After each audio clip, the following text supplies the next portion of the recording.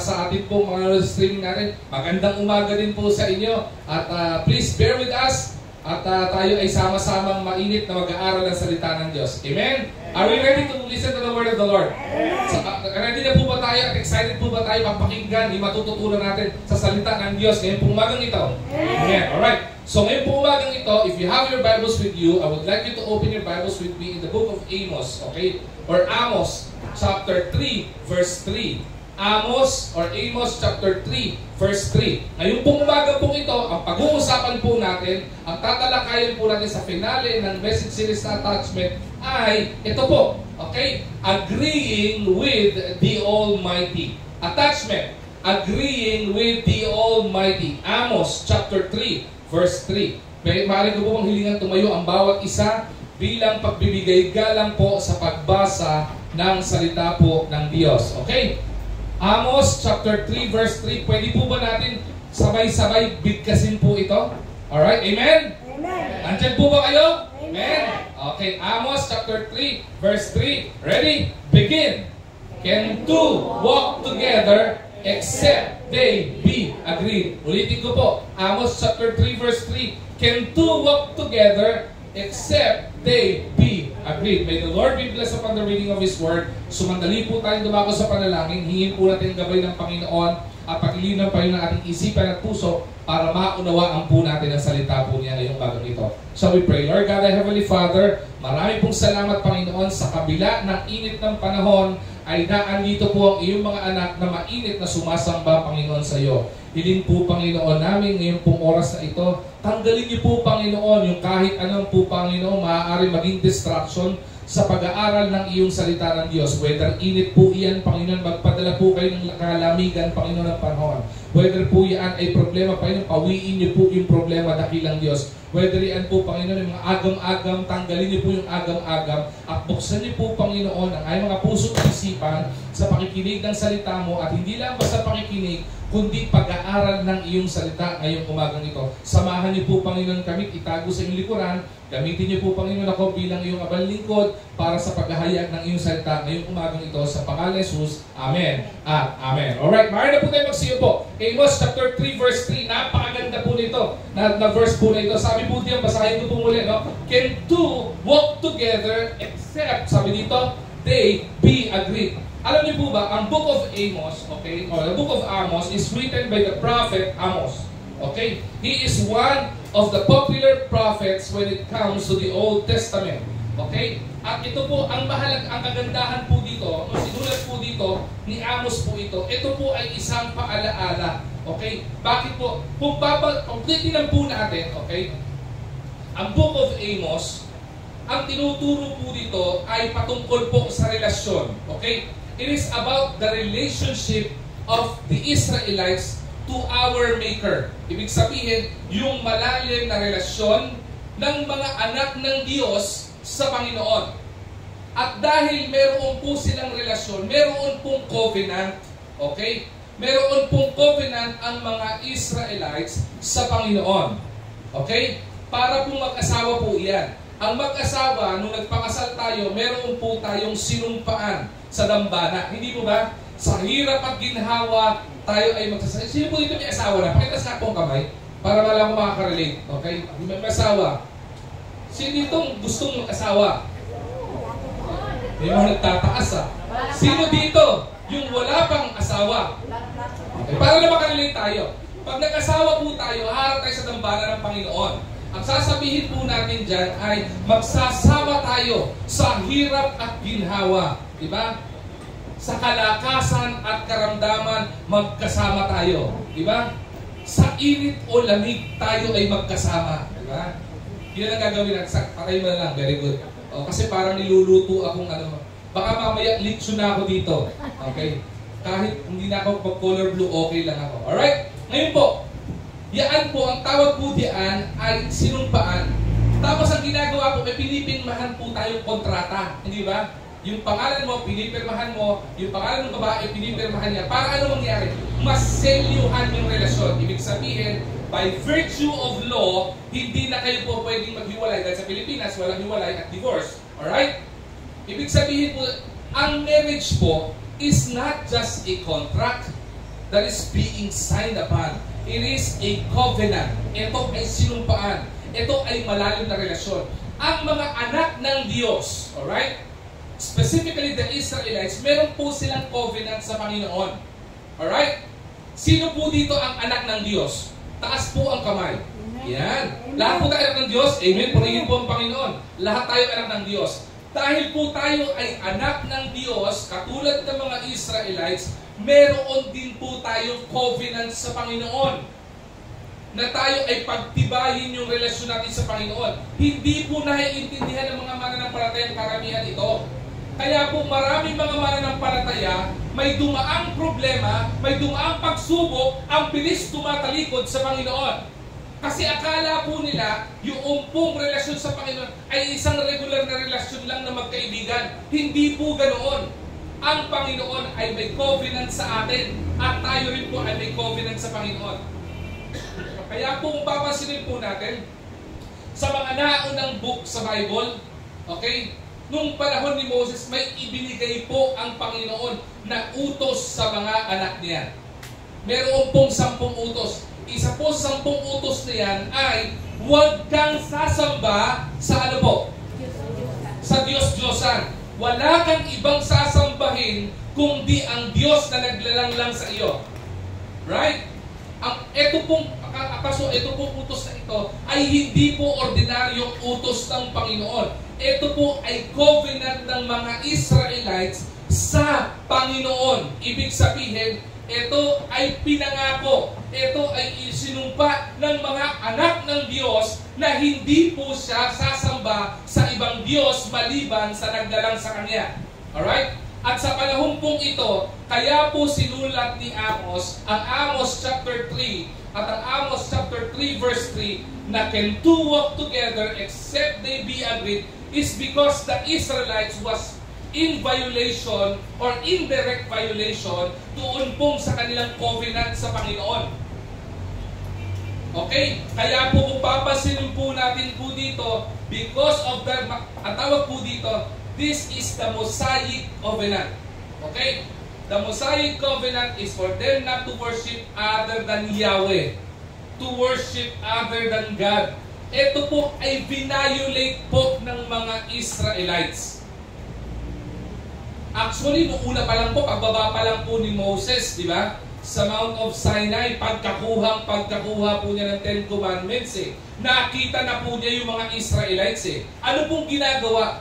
Habang ibinibigay ng Panginoon yung 10 utos sa mga Israelita at sa kanyang mga anak na magiging gabay natin hanggang ngayon para hindi po tayo malayo sa Panginoon, ang mga Israelite ay nasa ibaba ng Mount Sinai at gumagawa sila ng graven image.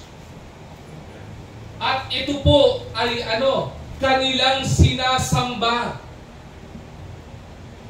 This is actually indirect violation of the covenant or the Mosaic covenant of the Israelites to God.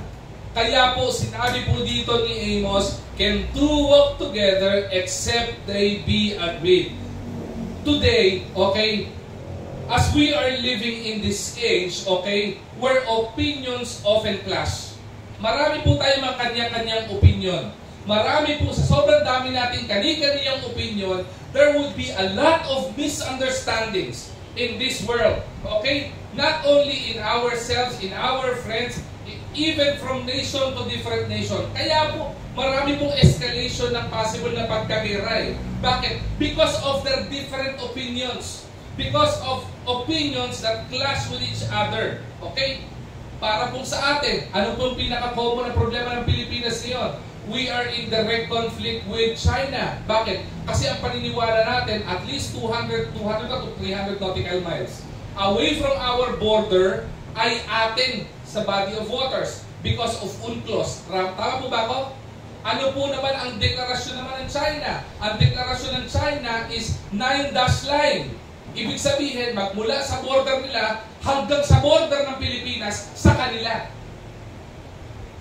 Ano pong tawag doon? Hindi po ako magdedel sa political aspect. Hindi ko naman po ako politiko Ang gusto ko lamang po sabihin dito ay meron pong pagka-clash o pagkakabangga ng opinion ng iba kaya nagkakaroon ng conflict. Di ba? We are living in the times. Kaya po makikita po natin sa Amos chapter 3 verse 3, it is undeniable. Okay? Hindi po maitatatu ang katotohanan na ang wisdom ng Panginoon would surpass all. Wala pong kahit anumang bagay sa mundong ito na hindi po kayang solusyonan ng Panginoon. Wala pong kahit anong sigalot sa mundong ito. Whether problema mo sa pamilya yan, problema mo sa asawa mo yan, problema mo sa karelasyon mo yan, problema mo sa kaibigan mo yan, problema mo sa katrabaho mo yan, o problema ng ibang bansa na hindi po kayang solusyonan ng Panginoon. Pero meron pong paalaala ang sinasabi po ng Prophet Amos, can two walk together except they be agreed? Po, pwede bang lumakad ang dalawa nang hindi sila nagkakaroon ng agreement o kasunduan? Alright? Ulitin ko po, parang marriage. Hindi po pwedeng magsama ang dalawang tao, isang babae at isang lalaki, nang hindi kasal. Because wala silang agreement with each other. Listen to this carefully, kasi ito po ay isang prinsipyo ng mundong pinopromote masyado ng mundo, na bago kayo magpakasal, subukan niyo muna. Hindi po ba? Sobrang nagiging westernized yung atin po prinsipyo. Ang nangyayari po sa atin, ang gawin po natin, mag-live-in muna. Tinuturo po ng mundo yan. Bakit po? Subukan mo, kaysa naman kung kailan mag-asawa na kayo, doon kayo maghiwalay. Mali pong prinsipyo yan. Bakit sabi niyo, can two walk together if they be agreed? Ibig sabihin, kung wala para kayo agreement, paano kayo magsasama? Paano kayo magkakaroon ng unity? Paano kayo magkakaroon ng harmonious relationship pag wala kayong agreement? Kung hindi kayo nagkakasundo, paano kayo magsasama ng maayos? Paano masosolve ang conflict nyo kung wala kayong agreement with each other? Ganon din po dito. Kaya po kung papansinin po natin ang mga Israelites during this time, okay, na sinabi ni Amos ito, since they violated their covenant in worshiping Yahweh alone, anong nangyari sa mga Israelites? They were in struggles. They were failing. Bumabagsak sila, nagkakaloko-loko, nagkakawindang-windang yung buhay nila, nagkakaroon sila ng iba't ibang conflict na nangyayari sa buhay nila. Bakit? Kasi yung covenant, yung agreement, ay naputol at na-violate. Christians, ba kapatid ko mananampalataya, ganun din po sa atin. Kaya po maraming mananampalataya, windang-windang ang buhay. Kaya po maraming mananampalataya, nagkakaloko-loko ang buhay, nagkakaloko-loko ang relasyon, sapagkat mayroon pong covenant tayo sa Panginoon bilang anak ng Diyos na tayo ay sasamba lamang kay Yahweh. Amen. Yung attachment, yung relationship na puputol. Ang tanong, sino po bang pumutol? Panginoon po ba? Hindi po kailangan mapuputol ang relasyon natin sa Panginoon. Last week po, meron po nag-PM sa akin. Isa po itong classmate ko nung high school. Sabi niya, bro, sabi niya, hindi nagsabi sa akin, hindi ko hinahap sa isip ko na naging pastor ka. Sabi ko, biyaya lang talaga bro ng Panginoon yan. Huwag niyo nang tanongin kung bakit. Okay? Dahil marami akong kalokohan ng high school ako. Tapos sabi niya, may tanong ako sa iyo.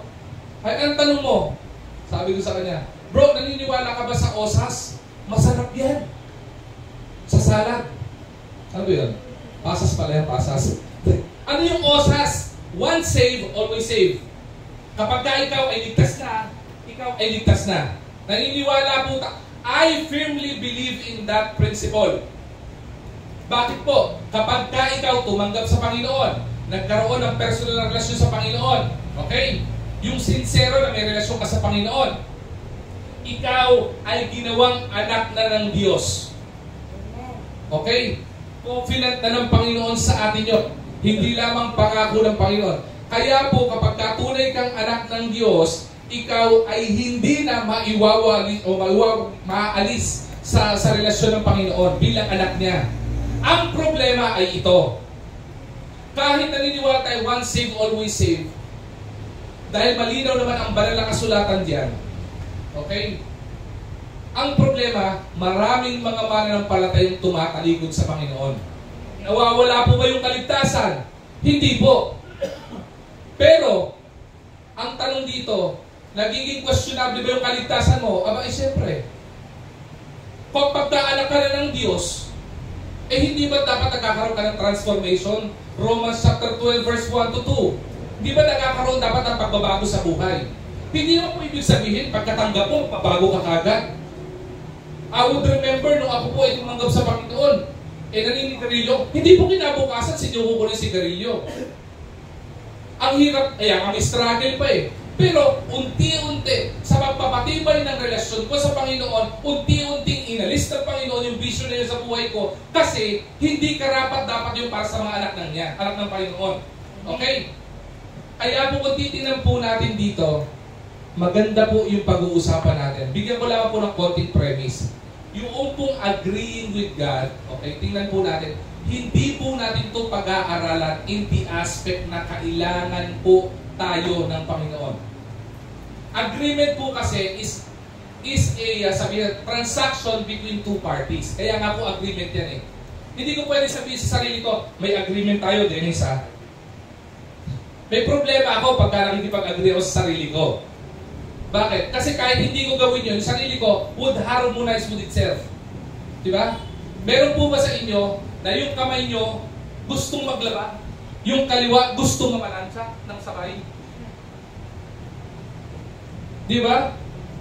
Yung isang kamay may gustong gawin, pero yung kabilang kamay mo may gustong ibang gawin. Ang tawag po niya disorientation.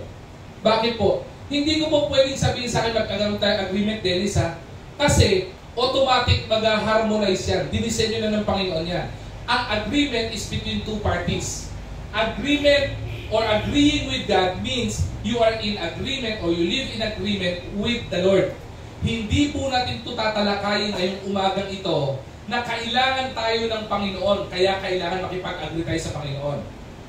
Okay? Kaya po natin pag-uusapan ito na kailangan natin may agreement sa Panginoon at tumalima at humawak sa agreement natin sa Panginoon sapagkat kailangan natin ng Panginoon.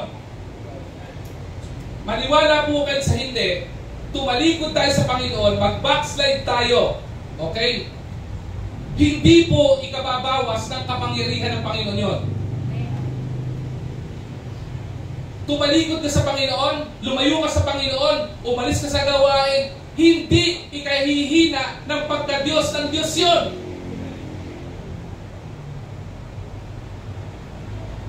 Yung pamilya mo, ilayo mo sa Panginoon. Hindi ikababawas ng kapangyarihan ng Panginoon. Yung paglayo ng pamilya mo sa Panginoon. Yung totoo, mas kawalan natin yon kapag nawala tayo sa Panginoon at tumalikod tayo sa Panginoon. Kaya ang napakagandang hamon ng message sa attachment message series na ito ay wag na wag tayong tatalikod, ni wag na wag natin iisipin na tumalikod o lumayo sa Panginoon sapagkat the moment it happened, that would be the start of the downfall of our personal life and our spiritual life. Marami pong mga mananampalataya hindi po takot yan. Pero ngayon, tatakutin ko na kayo. Bakit po? Aba, kung hindi ka natatakot na masira ang buhay mo, aba, dapat matakot ka. Sino po dito magdidesire na sira ang buhay niya? Sino po dito magdidesire na sira ang pamilya niya? Sino po dito magdidesire na sira ang relasyon nila bilang magkaibigan? Sino gusto po dito na yung boyfriend at girlfriend lagi nag-aaway? Sino po gusto dito na yung gawain nagkakawindang-windang at may problema palagi? Di ba? Wala pong magnanais doon. Right? Wala pong gugustuhin nun. Kaya nga po, kailangan po nating nakadikit sa Panginoon palagi. Bigyan ko lamang po ng isang illustration to para maintindihan natin bago po i-deliver yung tatlong punto na pag-uusapan po natin ngayon po umagang ito. Una, sino po dito nakakaalam yung hiking, mag-hiking? Yan. Sino na nakapag-hiking? Nakapag-hiking? Pastor, alam ko yung hiking. Ang galing kumanta niyan, tatlo yan eh. Hindi po, Apo Hiking Society yun. Okay? Di ba? Mapapakanta pa eh. Okay? Pag sinabi pong hiking, ito po yung naglalakad ka ng malayo. Okay? Meron kang ginugol na puntahan, naglalakad ka for the benefit of many things. Una, maaaring for health reason, gusto mo maglakad para yung cardio mo, tumibay yung puso mo. Okay? Iba naman naglalakad, pupunta sa mga bundok, kasi ang ganda pagdating mo sa tuktok, makikita mo may sea of clouds, ang ganda ng scenery. Alright? Sino po dito nakapag-hiking na? Pakitaas nga po ang kamay. Yung nakapag-hiking, ha? Yan, nakapag-hiking. Ako po nakapag-hiking na eh. Mula bahay namin hanggang kanto. Hiking po ba yun? Hindi po. Lakad lang po yun. Walkathon lang yun eh. Anyways, kapag ka po nag-hiking kayo, normally may kasama yan. Sino po dito nakasubok na mag-hiking o maglakad nang may kasama? Taas ang kamay. Yan. Maganda po yan. Ito po, maganda pong makita po natin itong ilustrasyon na ito. Imagine, we are on a journey or we plan to have a hiking trip, no? Tapos meron kang kasama. Tapos habang may kasama ka, alam mo po, ano yung pinaka-famous din sa Pilipinas? Mount Pulag. Yan isa sa pinakasikat sa Pilipinas na pwede mong i-hike. Masarap din mag-hike sa Benguet eh, di ba ba? Masarap mag-hike dyan, lalo na pag mas gugustuhin ko mag-hike sa Benguet kaysa sumakay ng sakyan kasi malubak-lubak. Hindi ko lang po alam ngayon kung lubak-lubak pa rin. Diba? Ngayon maganda na yung kalye. Meron din po tayong church sa Benguet, sa lugar ng Mount Ugo. Nung pinupuntahan po yan ng mga missionary workers po natin, nilalakad po yan. Ang ginagawa po dyan, pupunta ka ng Baguio, dadalhin sila sa may Benguet, tapos from the foot of Benguet, something Mount Ugo, magte-trail po yan ng 6 to 12 hours, depende sa pacing ng paglakad mo. Bakit? Kasi ganito po yan. Kapag ka may kasama ka nag-hiking, iba-iba po ang pacing ng hiking. Meron pong gusto mag-hike, yung dire-diretso, yung lakad. Diba? Punta tayo agad sa destination natin para makuha natin ng mga 3 hours, 4 hours lang. Diretso! Diba? Umaakit ka sa trail, madulas yung trail, dire-diretso, ayaw magpahinga. Pero yung isa, gusto nagpapahinga. Sipin niyo po yung dalawa, ano? Isa gusto dire-diretso, isa gusto magpahinga. Yung isang kasama mo, gusto naman niya, pahinga ng pahinga. Tapos, bakit siya gusto magpahinga? Kasi gusto niya, i-enjoy naman yung scenery. Hinto tayo dito. Pahinga muna tayo. Picture muna tayo. Tapos hinga muna tayo. Inom tayo ng tubig. Ganun ang gusto. Ano nangyari po dito? Nagkakaroon ng clash yung dalawa. So ano nangyayari? Because of their clash of principles, because yung pagkakabangga ng kanilang gusto at strategiya, anong nangyayari sa kanila? They end up, mauna na ako sa'yo. Unahan na kita. Ang bagal mo eh. Sabi naman ng isa, di mauna ka na. Kasi pag nauna ka, kaya ka puro walang picture eh. Kaya pagdating mo doon, pagod na pagod ka eh. Bakit? Dire-diretso ka eh. Di ko nahingalin, bahala ka. Anong nangyari? Nagkakahiwalay. Ang tanong, isa lang po ba destinasyon nila? Yes. Ang tanong, magkasama ba sila? Nung una. Dahil nagkabangga, anong nangyari? Nagkakahiwalay. Makinig po kayo maigi po dito. Ano po? Yung mga mag-asawa po dito. Wala naman po mag-asawa dito. Gusto nyo masira pamilya nyo. Tama po ba? Ang goal ng bawat pamilya, maging maayos ang kanilang pamilya. Tama po ba? Tama po. Sagot po kayo. Kasi pag hindi po sumagot, hahaba to ang init po ng panahon. Okay?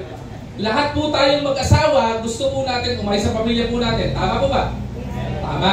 Ang tanong, isa goal natin, umayos sa pamilya. May diskarte ba si Mrs.? Meron. May diskarte ba si Mr.? Meron din. Ang problema, nagkakabangga sila ng pamamaraan. Ang diskarte. Kaya maraming mga mag-asawa naghihiwalay. Bakit? Hindi tinitingnan yung goal. Ang tinitingnan yung diskarte nila sa isa't isa. Nagkakabangga ng principle. Balik tayo. Balik.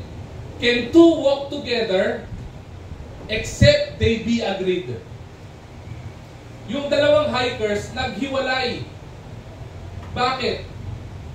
Magkaibang diskarte. Nag-clash yung diskarte nila eh. Maraming pamilya nagkahiwalay. Pagdisiplina sa anak. Yung isa gusto mamalo. Yung isa ayaw. Gusto sermon lang. Ang tanong, pareho naman lang gusto disiplinahin yung anak. Magkaiba lang yung pamamaraan. Anong nangyari? At the end of the day, sila na nag-aaway. Bakit? Magkaibang diskarte. We are not looking at the goal. We are looking at our pride. Tama mo ba? Ganun din po tayo sa Panginoon. May mga pagkakataon, ang gusto ng Panginoon sa atin, paborito natin yung verse ito. Di ba? The plan of the Lord is to prosper us and not to harm us. Alam na po natin yan eh. Balik-balik rin natin ang Bible. Iba sa inyo, hindi nyo na kailangan. Natutulog kayo, napapanaginipan nyo pa yan eh. Kiniklaim nyo pa yun ang plan ng Panginoon sa akin, pagpalain ako ng Panginoon at hindi ako mapahamak. Alam natin yan. Ang problema, kahit alam mo yan, bakit ka tumatalikod sa Panginoon kung alam mo yan? Kaya maraming mga mananampalataya, pakinig po kayo maigi dito. Marami po sa ating mga mananampalataya, we always pray for blessings. Tama? Lord, pagpalain niyo po ako.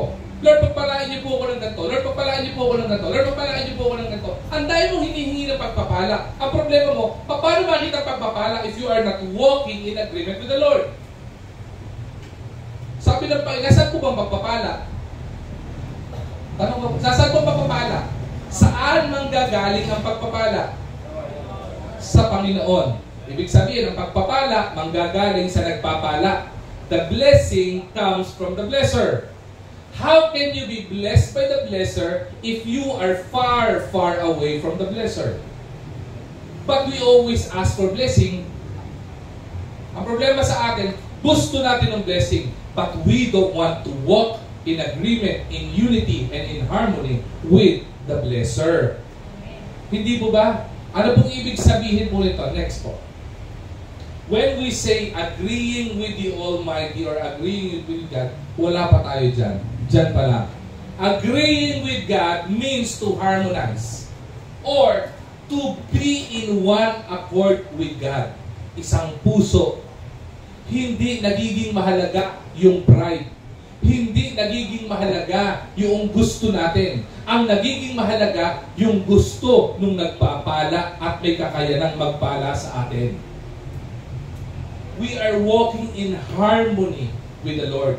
We are walking in unity with the Lord. Why? Because Isaiah chapter 55 verse 8 to 9, it clearly states, "For my thoughts are not your thoughts, neither are your ways my ways," sabi ng Panginoon, saith the Lord. "For as the heavens are higher than the earth, so are my ways higher than your ways, and my thoughts than your thoughts." Paliwanag ko po ito ng mabilis. Okay? Ang sabi dito, tagalugin ko po, ang pamamaraan ng Panginoon ay iba sa pamamaraan mo. Ang pag-iisip ng Panginoon ay iba sa pamamaraan ng pag-iisip natin. Okay? Ang sumunod na kataga dito, the heavens is higher than the earth. Tama ba? Tingnan niyo po ito ha. Pagka nakita ko po ito, ito, pagkagato po ang perspective, alright? Ano po makikita ko?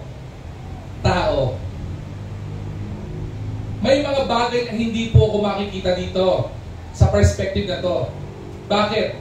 Kasi po, baka may iba sa inyo nakatago ang kamay pero nag-Facebook. Hindi ko kita. Bakit? Yung perspective ko dito eh. Tao mo ba? Subukan mo. Mag-preach ako nang nakatali ako sa kisame. Nakadipa, nakaharap sa inyong paganon. Maniwala po kayo, wala kayong maitatago. Tama po ba? Bakit? Kasi lahat nakikita ko. Yung po sinasabi ng Panginoon, the earth or the heavens is higher than the earth. Ibig sabihin, nakikita ng Panginoon ang bawat detalye ng ating buhay at ang ating ginagalawan. At hindi lang po ito sa perspective ng present time. Ang nakikita ng Panginoon, the timeline of our life, nakikita po niyan from above. Alright? Kaya po, ano pong sabi sa sumunod na verse? Kaya sabi dito, okay, so are my ways higher than your ways. Mas mataas yung level ng kakayanan niya na maging maparaan kaysa sa mga paraan natin. Alright? Yan po, kaya po makikita po natin mga kaibigan, mga kapatid, kapag ka po tayo, we are not agreeing with the Lord, ang nangyayari po sa atin, we struggle. We fail. Diba? We have disasters in our life. hindi natin ma-surpass yung mga pagsubok ng buhay natin. Why? Because we are always in this agreement with the Lord. Patunayan ko po sa inyo yan. Pansinin niyo po, paano po tayo manalangin?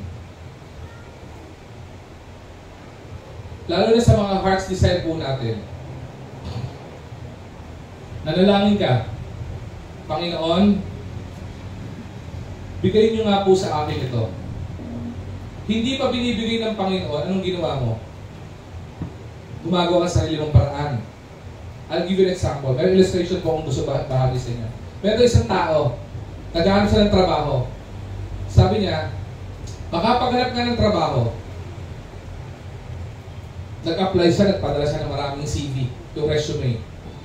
Sakto, may nag-reply, 2 kumpanya. O blessing yan, di ba? Yeah, Lord, bigyan niyo po akong trabaho. May nag-reply sa kanya, in-interview siya.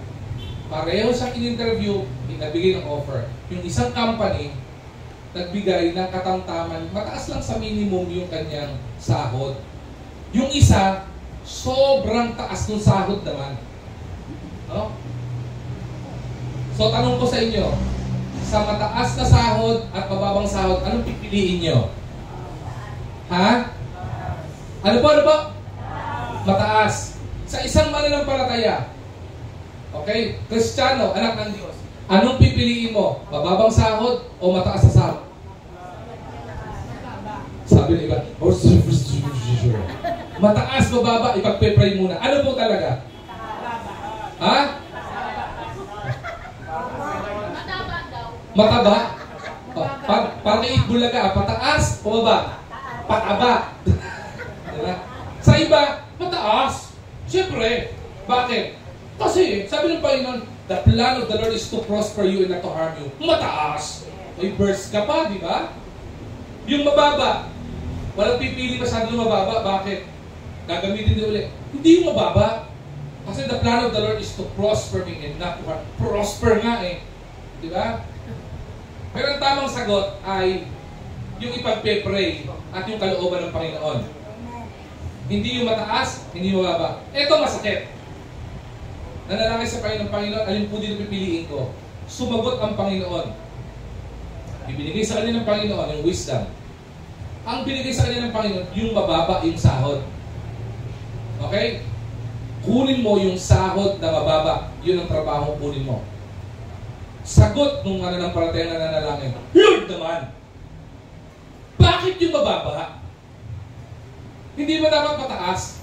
Anong meron? This agreement. May sinasabi sa iyo ang Panginoon eh. Ayaw mong gawin. You disagree. Tama ba? Anong ulit? Sabi ni Amos, can two walk together except they be agreed. Kaya po tayo, hindi tayo nakakalakad ng harmonious sa Panginoon kasi we always disagree, God.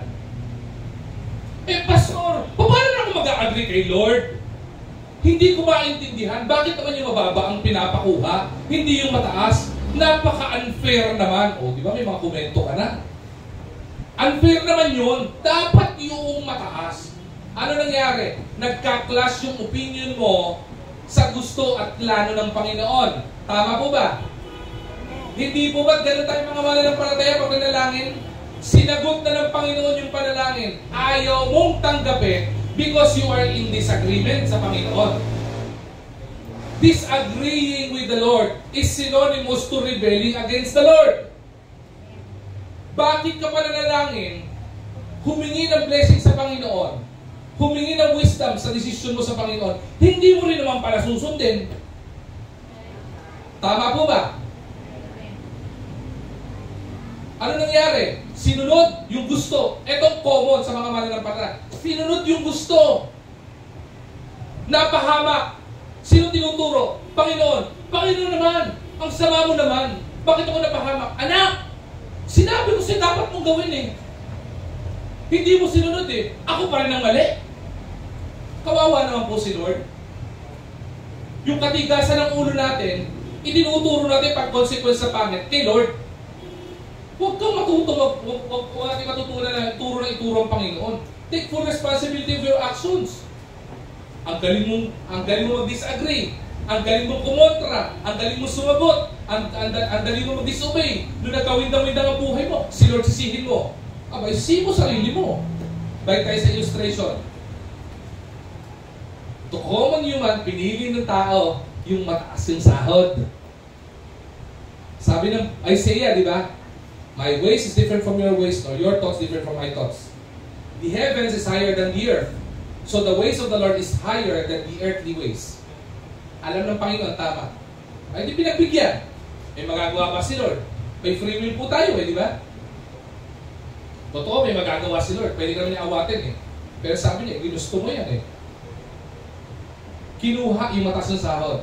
Guess what happened? After 6 months, hindi siya na regular. Ang problema, yung company, unstable na pala bago siya pumasok. Hindi na siya na regular, nagsara yung kumpanya, ano nangyari? 6 months, wala na siyang trabaho. Tama? Sabi niya, nako, balik siya doon sa isang trabaho na mababalik sa akin. Pwede po ba mag-apply? Ay, sorry. 1 month ago, may nakuha na kami ng replacement sa'yo. Bakit? Yung company na yon, stable, mababa yung sahod, tapos may room for promotion. Tama? Ano nangyari? Dahil hindi niya sinunod yung gusto ng Panginoon, because he didn't agree or live in agreement with the Lord, he disagreed with the Lord. Ano nangyari sa kanya? Napahabak yung buhay. Wala pong sino man dito na magdi-disagree sa Panginoon na mapapabuti ang buhay. Ang dami po nating makikita na nag-agree sa Panginoon na pabuti ang buhay. Pumunta kayo sa Bible, from Old Testament to New Testament, lahat ng mga nagrebelde sa Panginoon napahamak, at lahat ng mga sumunod sa Panginoon, pinagpala ng Panginoon. We are to live in agreement with the Lord. Diba? Except we agree with the Lord, hindi po tayo mabubuhay in harmony with the Lord. Kaya po marami po sa atin, naisip po ba natin, bakit po pag nananalangin ako, parang piling ko nakikinig. You don't ask the Lord, you ask yourself, baka you are not living in harmony with the Lord. Since agreement is between two parties, di ba? Ito po ay kailangan ng adjustment. Tama? Sa mag-asawa, para maging matibay yung relasyon namin, kailangan magkaroon kami ng agreement. Magkaroon kami ng mga kasunduan. Magkaroon kami ng mga pag-uusap. In any relationship, magkaibigan, boyfriend, girlfriend, sa trabaho. Sa trabaho nga may kontrata Ang tawag doon, agreement yon, two parties. And believe it or not, meron po ba nagtrabaho na binago niya yung sarili niyang kontrata ayon sa gusto niya? Pwede kang mag-request. Tama, HR na po. Pwede kang mag-request. Pero the contract ay hindi babaguhin para sa iyo. You will adjust with the contractor. Tama ba? Kanino ka mag-a-adjust? Yung boss mo mag-a-adjust sa iyo? O ikaw mag-a-adjust sa boss? Yung empleyado mag-a-adjust sa boss. Kaya nga siya boss Di ba? Mga anak, sino ang dapat mag-adjust? Ikaw pa o yung mga magulang mo? Wala bang mga anak dito? Ako anak din ako Hindi mo ba dapat anak ang nag-a-adjust sa magulang? Sa Panginoon, sino po ba ang dapat nag-a-adjust? Ang Panginoon po ba o tayo? Tayo. Tama po ba? Majority ba say na tayo mag-a-adjust? Kung tayo ang mag-a-adjust, bakit maraming mga mananampalataya tumatalikod sa Panginoon? Kasi maraming tao ayaw mag-adjust para sa Panginoon. Ang gusto natin, Panginoon ang mag-adjust sa atin. I tell you, I'm sorry to tell you, but the Lord will never, ever adjust Himself for us. We are to adjust to Him. Hihingi ka ng blessing sa blesser. Gusto mo sa pamamparaan mo, Lord, ibigay mo sa akin ng Ferrari ngayon na. Diba? Pasalamat ka. Pag humingi ka sa Panginoon, hindi agad-agad binibigay ng Panginoon. Isipin mo, Nanalangin ako ngayon, Lord, bigyan niyo po ako ng Ferrari. Ngayon na. Diba? Yung mga nanood ng cartoons ng Time Space War, ngayon din.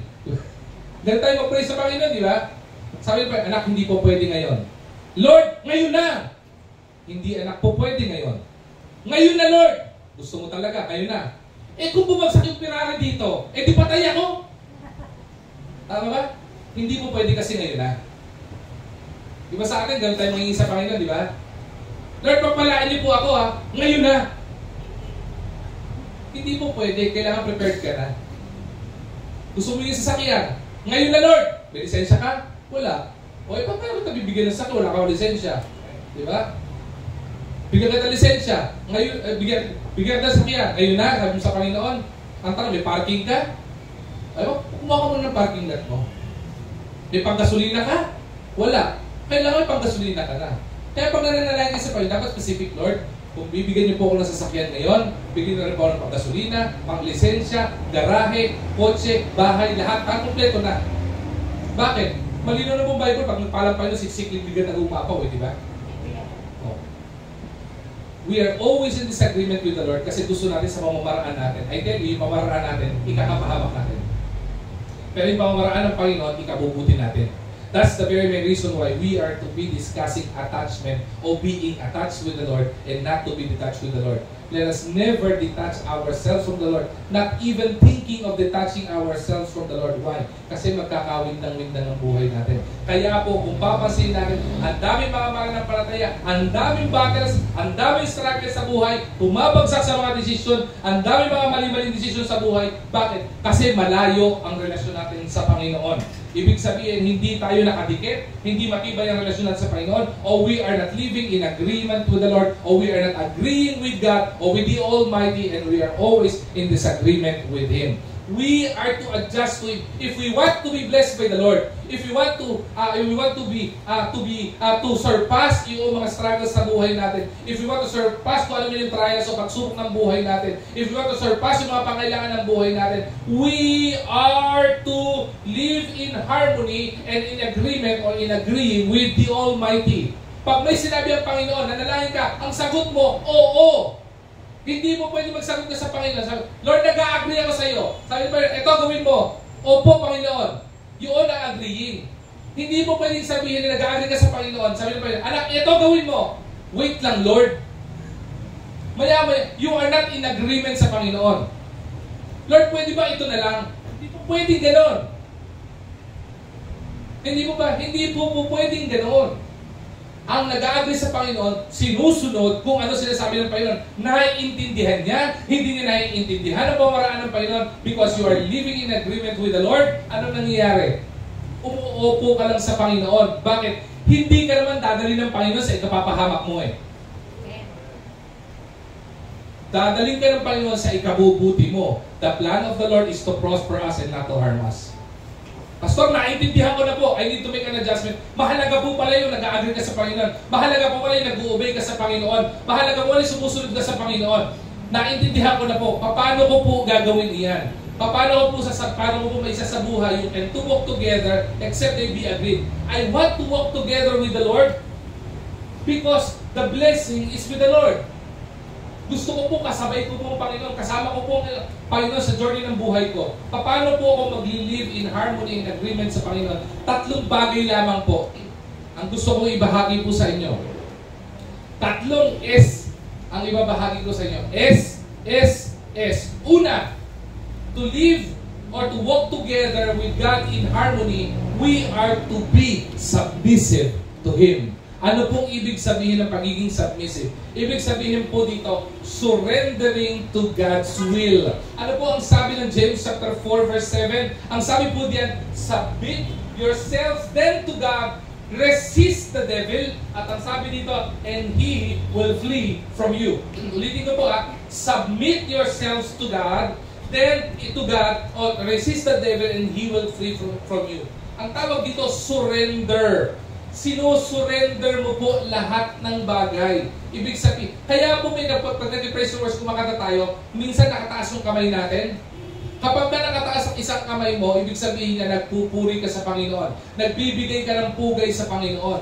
Kapag ka dalawa na yung nakataas na kamay mo, anong ibig sabihin niyan? Sumusurrender ka na eh. Di ba? Pansinin mo, pagka nang huli ang pulis, anong ginagawa ng pulis? Itaas mo ang kamay mo. Di ba? Pag sinabing sumuko ka na, dalawa lang ang alam ko na sinyali sa sumusuko ng isang tao. Una, naglalabas ng flag na puti. Sumusuko na yan. Yung isa, sumusuko, tinataas yung dalawang kamay. Ibig sabihin, ito po, wala na akong planong kontrolin pa, pwede kong kontrolin. Sinusuko ko na po. Ang tawag po diyan ay being submissive to the Lord. Pag submissive ka sa Panginoon, isinusuko mo sa Panginoon lahat ng bagay, lahat ng mga possible decision na po pwede mong gawin. Hindi po pagiging submissive yung gumagawa ka pa ng sarili mong pamamaraan. Pag nagiging submissive ka sa Panginoon, hindi mo na sinasaalang-alang yung pride mo, yung nararamdaman mo, yung gusto mo. Ang gusto mo, yung gusto ng Panginoon sa'yo. Gusto mo yon? Be submissive. Isuko mo lahat sa Panginoon. Walang sino bang isinuko sa Panginoon na hindi po pinalitan ng Panginoon. Isuko mo sa Panginoon ang buhay mo. Maniwala ka, mapabubuti buhay mo. Ang dami ko po nakita. Baka mayroon po iba dito. Ang nangyari, tinatawag ka ng Panginoon to go into full-time ministry. Ayaw mo. Bakit? Ang dami nagsabi, mahirap pagpastor, mahirap sa gawain ng Panginoon, maghihirap ka, magugutom ka. Ang dami ko po narinig ng ganyan bago ako mag-Bible school. Sabi, maghihirap ka, magugutom ka. Di ba? Ang tanong, mukha po ba ako nagutom? Mukha po ba ako naghirap? Hindi po araw-araw may laman yung wallet at ATM ko. Pero hindi po ako ginutom ng Panginoon. Mukha po ba ako gutom? Mukha po ba gutom si Pastor BJ? Diba? Eh di lalo na po si Kuya Joshua. Mukha po bang gutom yan? Aba, kung gutom yan, ano ang busog? Tama? Pag sumunod ka sa Panginoon, sinabit mo ang sarili mo sa Panginoon, ano mangyayari sa'yo? Pagpapalain ka ng Panginoon. Kaya sabi po dito, submit yourselves then to God, resist the devil, layuan mo sinasabi ng Diablo sa'yo, at ang sabi ito, at yung Diablo kusang lalayo sa'yo. Ang problema sa atin, ang ginagawa natin, lumalayo tayo sa Panginoon. Pag layo natin sa Panginoon, ano nangyayari? Palapit ka sa Diablo. Kaya maliwanag na sinabi po dito eh, when we submit to the Lord, resist the devil. Hindi po ba?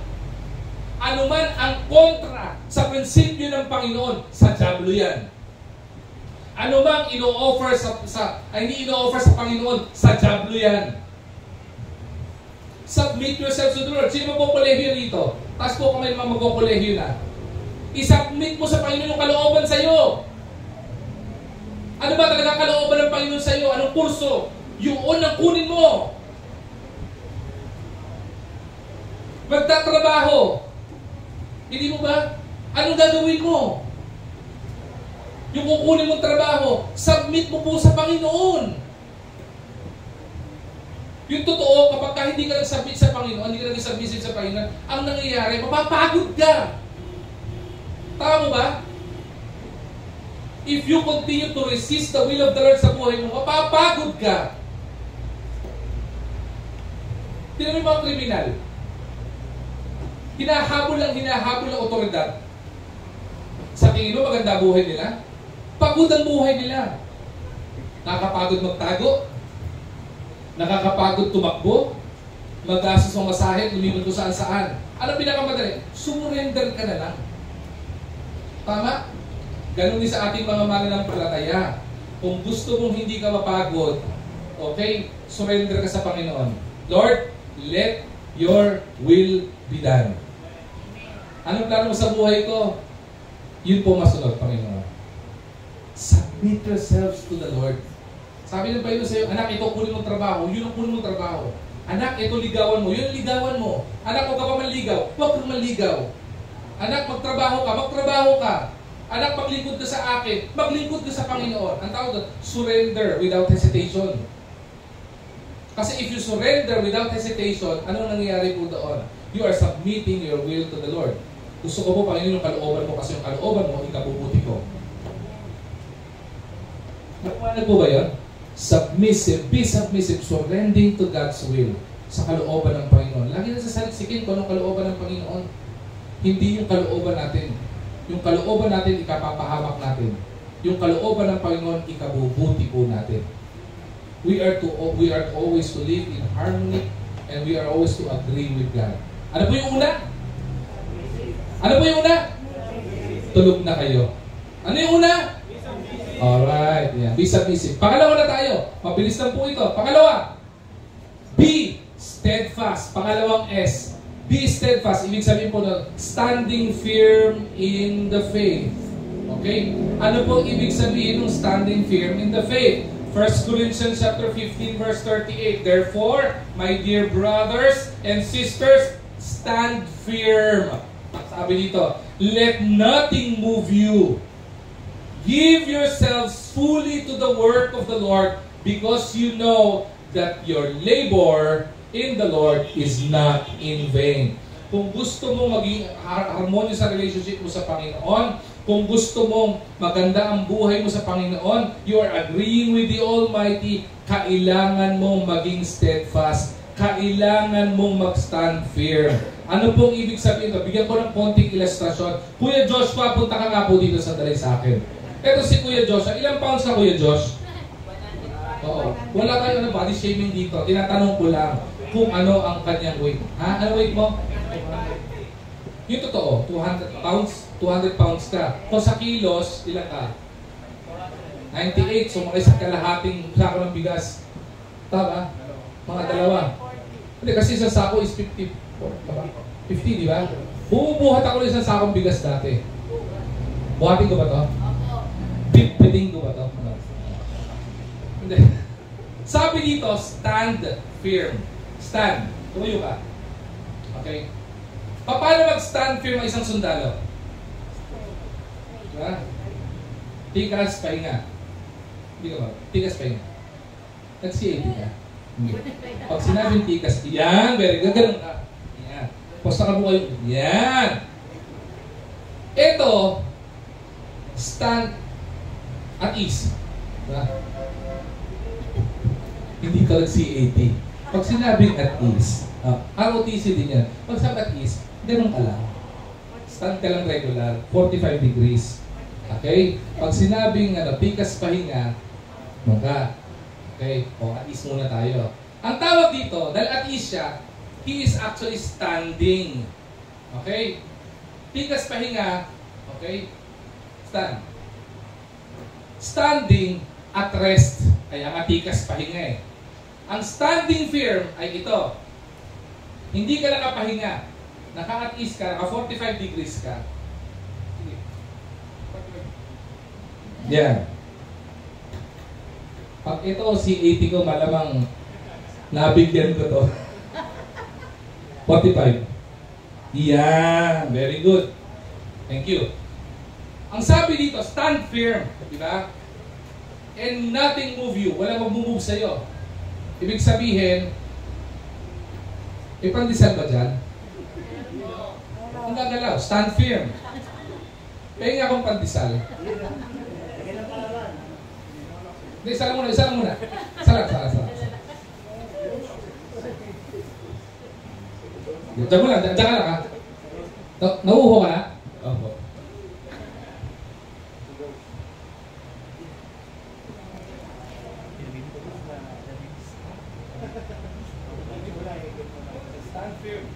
Stand firm, huwag kang gagalaw.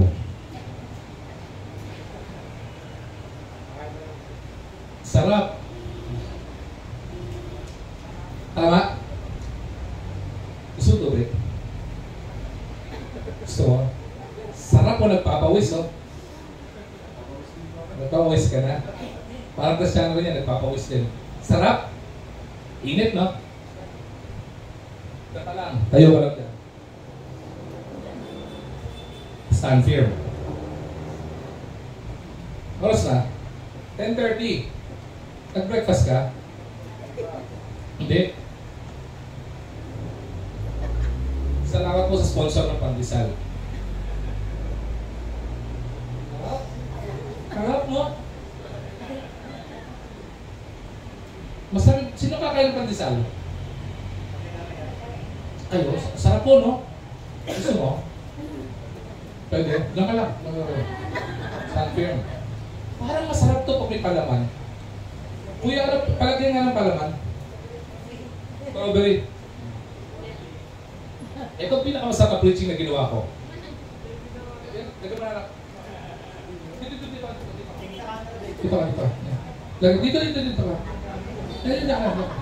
Lagyan mo. Yan, kumuha ka sa kutsara. Yan. Matamis po ba to? Sarap nito. Uy, grabe, may buo-buo pa. Idaan mo kay Kuya Diyos. Pahila mo sa kanya. Papaawin mo pa mo. Kawin mo. Huwag kang gagalaw, dyan ka lang. Let nothing move you. Huwag kang gagalaw, dyan ka lang. Awin mo pa mo. Dabit mo. Oh, grabe. Bang, matamis? Ba't namumutla ka na? Ako, sarap na ito, grabe. Pahit mo. Yan, ako ito, grabe. Tapos tumutulo-tulo lang ganyan. Sarap ng pandesal. May halong laway ko pa yan eh. Buti lang, wala masyadong COVID ngayon, no? Sarap. Grabe. Sarap ito, no? Sarap, no? Diyan ka lang. Tumataas ba sugar mo? Wala, hindi ko pa alam. Hindi ko alam. Gusto mong tumaas? Pwede na? Pwede.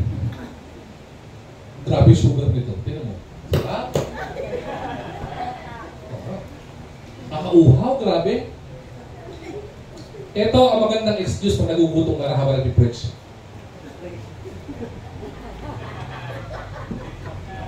Grabe, sarap, oh. Tapos marami sila inaantok mag-preaching, di ba? Patintahan mo, okay? Tawag na. Ang tawag doon, standing firm. Let nothing move you. Marami sa atin nagugutom, di ba? Sabi ng Panginoon, diyan ka lang. May gagawin ako para sa iyo eh. Alam, nauuhaw ka na, diyan ka lang. Let nothing move you. Tapos diyan ka lang. Nagugutom ka na, huwag kang aalis, diyan ka lang. Let nothing move you. Kahit may magsabi sa'yo, dungguin ka gano'n. Huwag kang gagalaw, diyan ka lang. Aalis, di ba? Kahit itulak ka, tigasin to ah. Suntukin ko kaya ito. Subukan natin, let nothing move you. Sabi let nothing move you, di ba? Kahit suntukin kita, hindi ka gagalaw, ha? Matagal-tagal nang wala natadampi ito eh. Hindi. Kahit ikaw, itulak ka, kahit na hilahin ka, ang bigat dito. Ganito pala humila ng 2 sako ng bigas. Kahit na hilahin ka, hindi ka gagalaw. Hindi ba? Stand firm ka na. Kahit nahilahin ka, hindi ka gagalaw. Diba? Ang tawag po dito ay be steadfast. Okay? Stand firm. Bakit po? Kasi po, mali na po sinabi ng Bible. Diyan ka lang, huwag kang gagalaw. Therefore, my dear brothers and sisters, stand firm. Let nothing move you. Move you from where? Move you from the will of the Lord. Huwag kang alis doon sa kalooban ng Panginoon. Bakit? Give yourselves fully to the work of the Lord. Ituon mo yung sarili mo doon sa gawain ng Panginoon o yung plano ng Panginoon sa buhay mo. Sabi ko, because you know that your labor in the Lord is not in vain. Huwag kang mag-alala kasi anuman yung ginagawa mo para sa Panginoon, hindi po yan para sa walang kapararakang bagay. Pag sinabi ng Panginoon, ang duty mo ay manatili ka dyan, diyan ka sa kalooban ng Panginoon, huwag kang gagalaw. May temptasyon sa iyo ng kaaway, huwag kang aalis dyan. tinatamaan ka ng pagkatamaran sa paglilingkod sa Panginoon. Sabi ng Panginoon, maglingkod ka lang. Huwag kang aalis dyan, dyan ka lang. Piling mo sa ministry, ikaw lang mag-isa. Sabi ng Panginoon, dyan ka lang, huwag kang aalis dyan. Bakit? Ang pangako ng Panginoon, sabi ng Panginoon, tanda, hindi nga pangako ito eh. Sabi ng Panginoon sa kanya, alam mo anak, alam ko kung gaano kahirap yung nauuhaw ka, tapos may umiinom na malamig na tubig sa harapan mo. Alam ko, nung panahong nagugutom ka, tapos may kumakain ng pandesal na may strawberry sa harapan mo. Alam ko yun. Alam ko kung ano pinagdararasan mo. Alam ko may mga tumutulak sa'yo. May nambubunggo sa'yo. May nanghihila sa'yo. Umaakit sa'yo palayo sa akin. Sabi ng Panginoon, alam ko ang nararamdaman mo. At sabi ng Panginoon, your labor in the Lord is not in vain. Ano man ang ginagawa mo sa Panginoon, alam ng Panginoon yun at hindi para sa walang pangrakang bagay yun. At kapag ka alam ng Panginoon yung ginagawa mo at na-appreciate at na-recognize ng Panginoon ang favor ng Panginoon sa'yo, kaya akin din pandesal. Akin yung pandesal. Hindi po yung buo. Hindi po yan. Gusto ko po yung mas marami. Diyan po. Thank you po yan. Para Erwin, huwag lang yan. Pati yung palaman.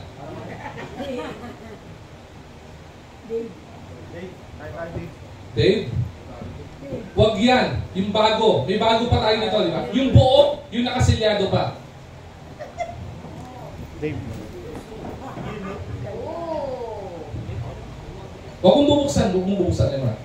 Sabi ng Panginoon, tinetem ka sa uhaw, tinetem ka sa gutom, tinetem ka sa pagsuko. Sabi ng Panginoon, alam ko kung anong pinagdadaanan mo. Alam ko na uhaw ka, nagugutom ka, sinusubo ka ng kaaway. Alam ko yun.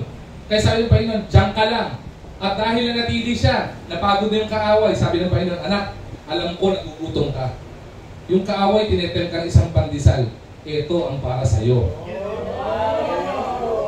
Tinetem ka ng kaaway sa kapiranggot na strawberry. Ito, isang bote na strawberry. Pataasin mo, sugar mo dyan. Sa'yo yan. Sabi niya, abusado, sabi niya, pastor. Buti lang, di ako Panginoon. Sabi, alam ko rin na uuuhaw ka. Diba? Pakikuha nga yung coffee maker na yan. Buo. Hindi, hugutin mo lang. Sige lang. Basta ingatan mo lang, baka mainit ha. Sige, magpakasasa ka sa kaping to. Bigay mo sa kanya, lagay mo sa harapan niya. Nauuhaw ka, huwag mo pahawakan dyan lang. Hindi naman nagbibigay ng parusa Panginoon sa mga minuwa. Sabi niya, alam ko nauuhaw ka, yan. Yung isa, tinetem ka lang ng isang baso na kape. Ito, isang percolator ng kape. Refillable pa yan. May kape pa doon hanggang sa magpalpitate ka. Ano tawag po dito? Favor ng Panginoon. Bakit? Natuto po mag-stand firm eh. Kaya po marami mga mananampalataya, walang pandesal. Wala kasi kayo umaaga sa service. Kaya iba sa inyo, walang pagpapala ng Panginoon. Alam niyo po kung bakit? Kasi hindi ka na nanatiling matibay kung saan ka nilagay ng Panginoon. Amen. Amen. Minsan ipapadala na pala ng Panginoon yung biyaya pagpapala sa iyo, wala ka dun eh. Subukan mo. Bitawan mo muna to. Subukan mo. Ipapuputok dito. Subukan po natin. Di ba? Tinem ko sa tungkol sa pandesal, sa kung ano mga pagsubok, ang ginawa niya, grabe. Kunin ko na nga to. Diba? Itong bukas na tubig. Datin sa tubig pa lang. Uhaw, kinuha mo. Umalis ka na. Umalis ka na. Kasama yung tubig. Mati dyan, hawakan mo lang muna. Babalik ka pa dito. Hawakan mo lang. Huwag mong iinuman. Okay. Kumuha. Sabi ng Panginoon, sayang. Sakto. May tumutugtog ng keyboard. Tayo ka pa sa video. Hindi ka makatayo. Sige, okay na. Pakialalayan si Pastor Bigay. Nahihirapan. Actually, pag-pray natin ito dahil hindi po umiidad. Na-accident po ng konti ito eh. Sakto. Nandito si Pastor BJ. Sabi niya, diba? Tapos hilinga-linga si Pastor BJ. Sabi niya, Lord, ano mo ba pwedeng gawin sa'yo? Maganda po yung nakikinig din. Aba, Lord, ano po yung gagawin ko para sa iyo? Hindi, yung sasabihin ko. Yung nasabi ko eh. Ang gulo ko. Nagugulan ako sa iyo ah. Sisira mo yung illustration mo. Sabi mo sa Panginoon, Lord, ano pong gagawin ko? Lord, ano pong gagawin ko? Sabi ni Lord, diyan ka lang. Diyan ka lang. Stand firm. Diyan ka dun. Diyan ka lang. Stand firm. Sabi ng Panginoon, total na diyan ka na. Sina para kay Joshua, umalis siya eh. Sige, sa'yo na nga ito, mga ito. Diyan ka lang. Kaya marami sa limang mananampalataya, namimiss natin yung blessing because you don't stand firm. Tapos naglulungkot, masakit, lagay dito ka. Dito ka sa kabila. Diyan ka. Tingnan mo yung tubig. Yan. Tingnan mo si Pastor BJ. At saka yung meron siya. Tingnan mo yung tubig. Yung may pagtingin na may inggit. Sabi niya, sandali, naandun ako eh. 5 segundo lang yung nakakalipas eh. Kaya nga po di ba sabi ko kayo yung premise kayo ng message, don't even think of detaching yourself sa Panginoon. Kasi every minute na inalis mo ang sarili mo sa Panginoon, you miss the blessing of the Lord. Kaya marami sa atin, ang blessing natin tubig lang. Alam niyo bakit? Kasi konting pagsubok, lumalayo ka na eh. Diba? Konting pagsubok, lumayo ka na, natempt ka na eh. Layo ka na. Kaya ang blessing mo, tubig lang. Eh ito, masakit ang balakang, sumakit ang ulo, sumakit ang tuhod, mataas ang BP, mataas ang sugar, pero nananatili. Anong nangyari? Yung abundance of God's blessing sa kanya napunta. Matagal ba siya dito? Hindi. 5 segundo lang siya, halos nandito eh. Nagkataon lang, umalis kasi yung isa. Kaya sino nag-benefit? Yun nandun. Kung saan pinapatayo ng Panginoon. Thank you mga kapatid. Josh, paki-ano lang ito kayo, Josh ha. Iuwi mo lang, gusto mo na lang. Pwede ituloy mo na illustration. Hindi ba? Ganun po yun eh. Papatapakan yung camera. Thank you. Okay? Ganun po tayo mga mananampalataya. Marami po sa atin, namimiss natin yung blessing ng Panginoon because we don't stand firm. Okay? Standing firm or being steadfast, ibig sabihin po nito, standing firm in times of difficulty. May pagdurusa, manatili kang tapat sa Panginoon. Okay? Para sa atin na IBC Manila, umuugo yung church natin, manatili ka sa Panginoon. Naghahanap tayo ng bagong church, wala pa tayong pagtatapin, manatili ka lang sa Panginoon. Diba? Standing firm. Sabi dito, mayroong problema in difficult times, manatili ka sa Panginoon. Okay? As being steadfast, standing firm in faith, ibig sabihin strengthening our trust sa Panginoon. Magtiwala ka sa Panginoon. Pagtibayin mo yung pananampalataya mo sa Panginoon. Pagtibayin mo yung pananampalataya mo, pagtitiwala mo sa Panginoon. Sumunod, sustaining our faith through trials. Know that He is faithful. Faithful ang Panginoon sa buhay po natin. Alright? Faithful ang Panginoon sa buhay po natin. Be steadfast. Diyan ka lang. Kaya niniwala po ka sa Panginoon. Pag sinabi ng Panginoon na dito lang muna tayo, walang gagalaw. Amen? Amen. O marami po sa atin, gusto nyo lumipat sa iba, huwag ka gagalaw, diyan ka lang. Masarap yung kabahagi ka po sa blessing ng Panginoon. Tama? Alam niyo yung pinakamasarap? Gamitin ko na rin po illustration to. Total, naghahanap po tayo ng lilipatan no? Standing firm. Balik dito. Medyo luma yung infrastructure natin. Marami mag-iisip. Huwag tayo dyan, pangit na eh. Ang init dyan, walang aircon. Di ba? Marami magagaganon.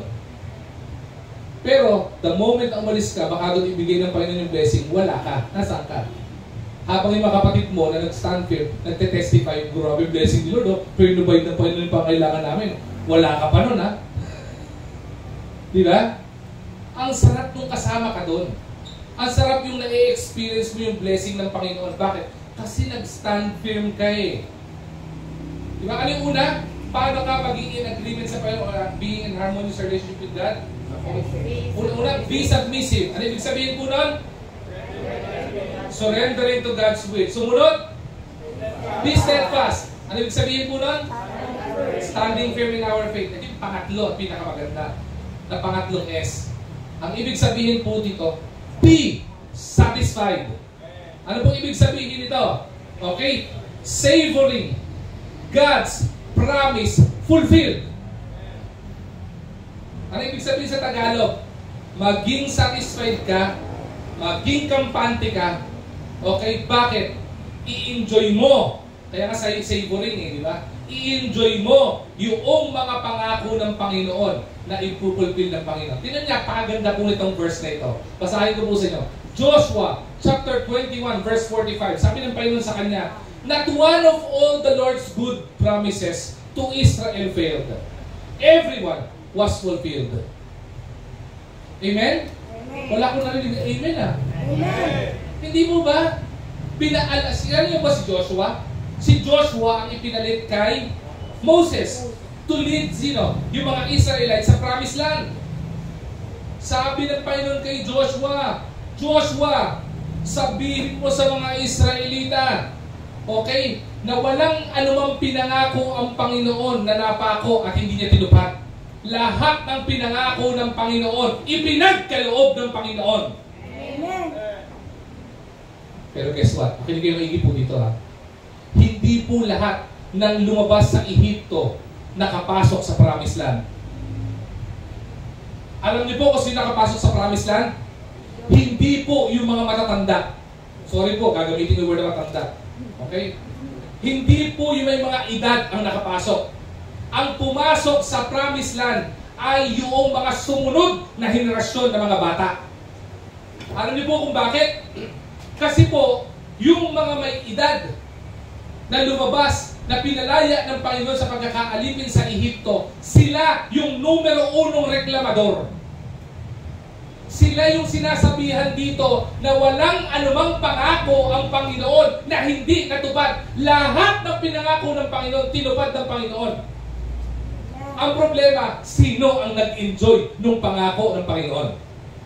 Ang sarap ng pinangakuan. Hindi mo ba? Pero ang pinakamasarap, hindi lang yung nakatanggap ka ng pangako.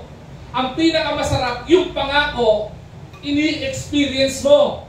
Amen? Amen. Ganun po Yun ang masakit sa Israelita Nakakalimutan nila yung pangako ng Panginoon. Nainitan sila, anong ginawa? Pillar of clouds. Giniginaw sila sa gitna ng disyerto. Ano nangyari sa kanila paggabi? Nagpadala ng Pillar of fire. Di ba? Nung sila ay hinahabol ni Pharaoh, nasa Red Sea sila, wala silang tatawiran. Anong ginawa ng mga Israelita? Nagreklamo, pinadala mo kami dito para patayin. Anong ginawa ng Panginoon? Hinati ng Panginoon ang, di ba? Red Sea para makatawid sila. Nung hinahabol sila, nagreklamo pa rin. Ayan na, hinahabol na tayo. Mamamatay tayo dito pa sa Red Sea. Anong ginawa ng Panginoon? Binalik yung tubig, patay lahat yung mga tao ni Pharaoh. Tama po ba?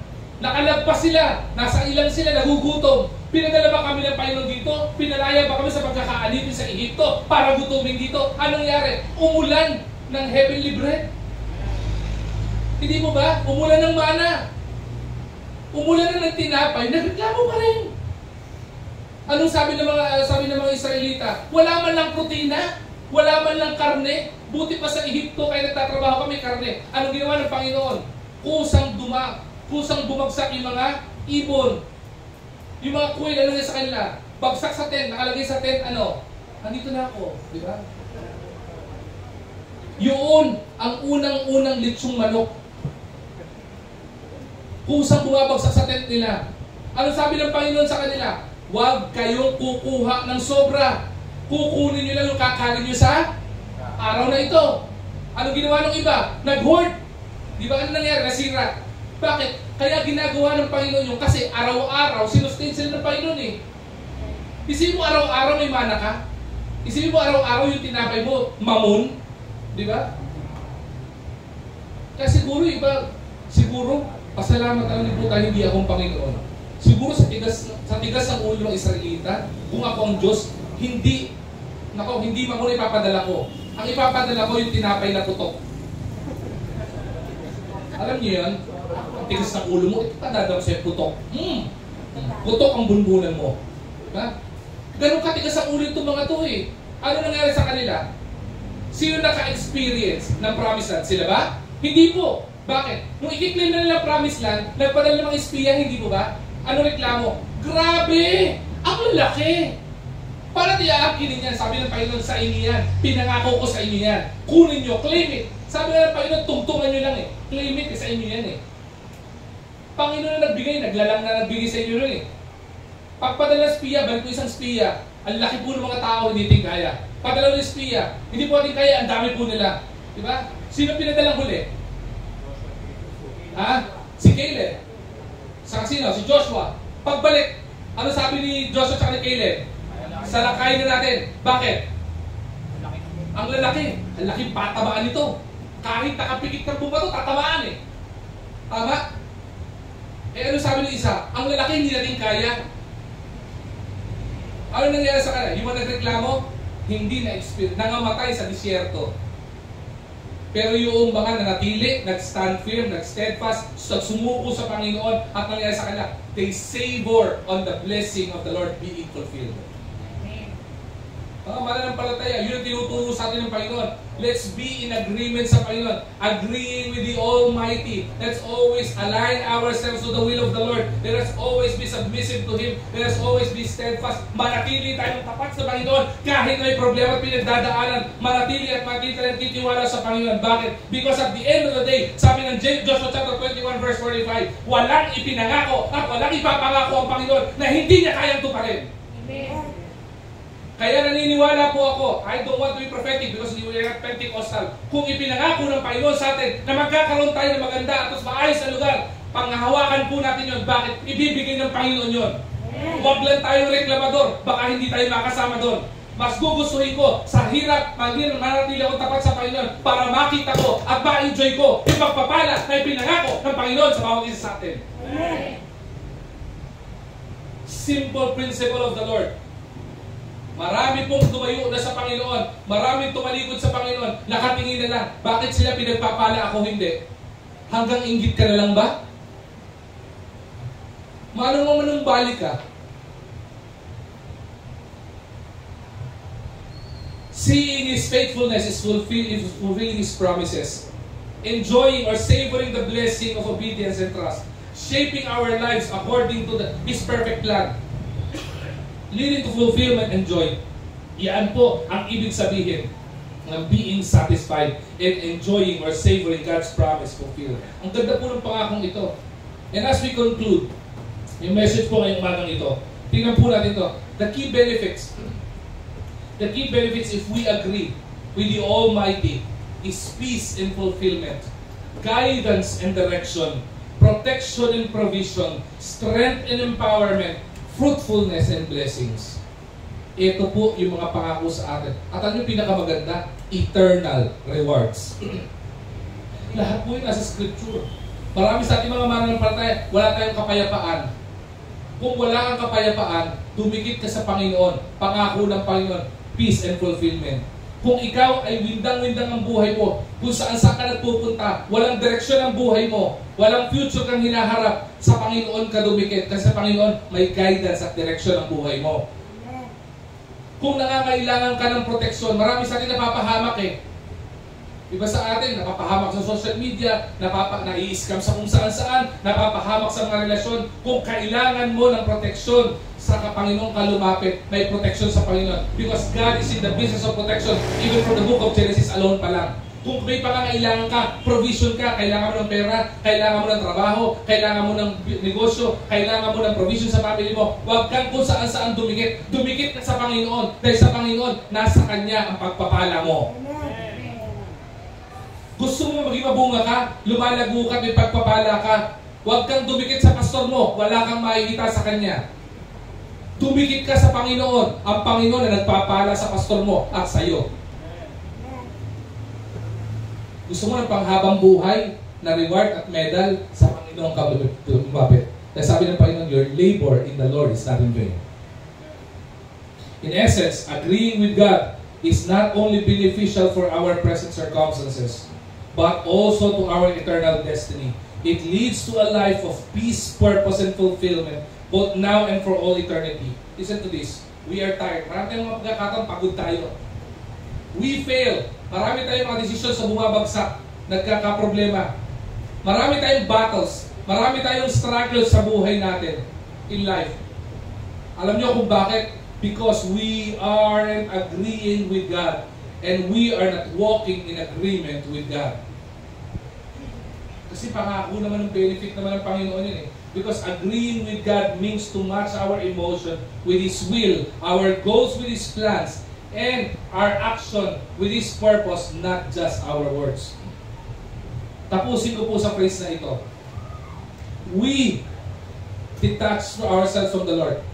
Sumusuko ka, nagbabackslide ka, tumatalikod ka sa Panginoon. Because we fail to anchor ourselves to Him. We fail to align our will sa Panginoon. And we fail to agree with the Lord. Sana po naging hamon sa ating itong message series na ito. Na sa kahit anong pinagdadaanan ng buhay natin, may problema, may pagsubok, may malaking pangangailangan, kapit ka lang sa Panginoon. Tumalima ka lang sa Panginoon. Huwag na huwag kang bibitaw. Dahil sa Panginoon, ka lang mapapakbay. Ni huwag mong iisipin na tumalikod sa Panginoon. Tumayo po tayo na. Shall we pray? Lord God, Heavenly Father, we are so thankful for the advancing of your word. Thank you po, Panginoon, sa kabutihan mo at sa paalala mo sa amin, dakilang Diyos, na kami ay manatiling tapat sa iyo, manatiling naglilingkod, Panginoon, manatili, Panginoon, sumasamba sa iyo, manatili, Panginoon, sa aming pananampalataya sa iyo, dakilang Diyos. Again, Lord, pagkakataon pong ito, patuloy mo kaming hamunin na kami na yung mga anak ay manatiling attached sa iyo, Panginoon. And not just to be attached, but to have a strong bond of relationship with you, Lord God. Immovable, steadfast, dakilang Diyos. Again, we give you back all the praise and all the Amen and Amen. Are we blessed?